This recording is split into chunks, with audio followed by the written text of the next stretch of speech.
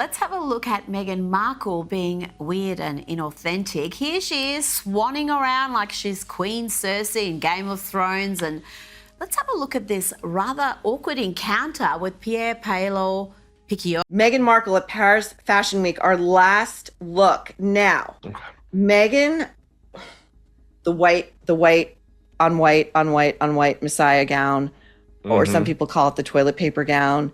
Then there was the black Diana dress. I mean, is this not Zoolander? Watch the strutting. She is strutting, guys. Strutting. And then looking back, making sure you get the back half as she awkwardly sits in. Paris Fashion Week was supposed to be Meghan Markle's grand comeback, her moment to reclaim the spotlight, rewrite her narrative, and remind the world that she still belonged among the elite. Cameras were primed, lights were perfectly set, close to get. And she walks in like the exact same walk, and it's almost like that's how she prepared it and that's how she did it. She's like, this is Fashion Week and this is how. And every lens turned to capture the Duchess as she arrived, draped in layers of white that shimmered under the Parisian sun. Some called it the Messiah gown. Others, far less kind, nicknamed it the toilet paper dress.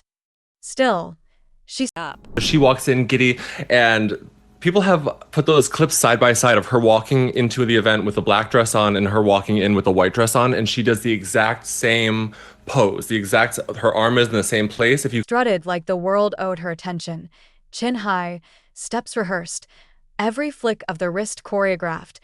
Then came the black Diana dress, an obvious callback to the late princess. The resemblance. Oh, yes, that was awkward. Let's have another look at it.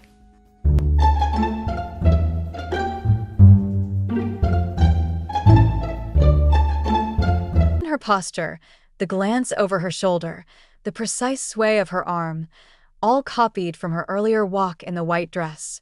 Two moments spliced together, identical down to the smallest gesture, as if someone had pressed replay on her own performance. Celebrity and the royal problem wasn't commentator the fashion. Kinsey Schofield. It was the Meghan feeling. Markle has there was come a under hollow fire echo for to the act, attending an imitation of grace Balenciaga that fashion somehow show lacked the after the brand authenticity it aimed sustained for. From the enormous outside, reputational the damage. scene looked magnificent. The flashes, the cheers, the tidal wave of excitement that follows fame. But backstage, the atmosphere was painfully different. The instant Meghan appeared, a strange tension filled the air, the type that pulls I conversations think you're right for to a multiple stop reasons. I think you're mid-sentence. absolutely right that she felt she did not Stylists belong froze. there. Assistants pretended to stay busy. Makeup artists suddenly found things to rearrange. One insider described it simply. It wasn't diva behavior. It was energy. Heavy, cold, uncomfortable. Even veteran photographers hesitated, unsure how close to get. She walked as if she were playing a role she'd practiced too many times. And maybe she had. Every step screamed control, a performance designed for the cameras, not the room. Outside, she glowed. Inside, she chilled the atmosphere. Whispers floated through the corridors. It's not her attitude.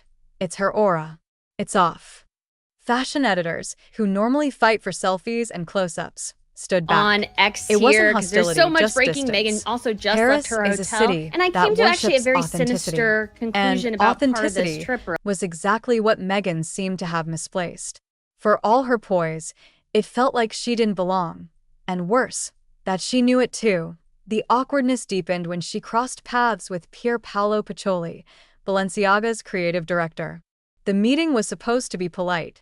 Instead, Disturbing ads featuring children. What do you make of this whole saga? it was stilted, almost icy. The crown never slips twice, someone murmured, but in Paris, Meghan dropped hers and nobody picked it up. Still, she powered through, smiling for the cameras, pretending not to notice.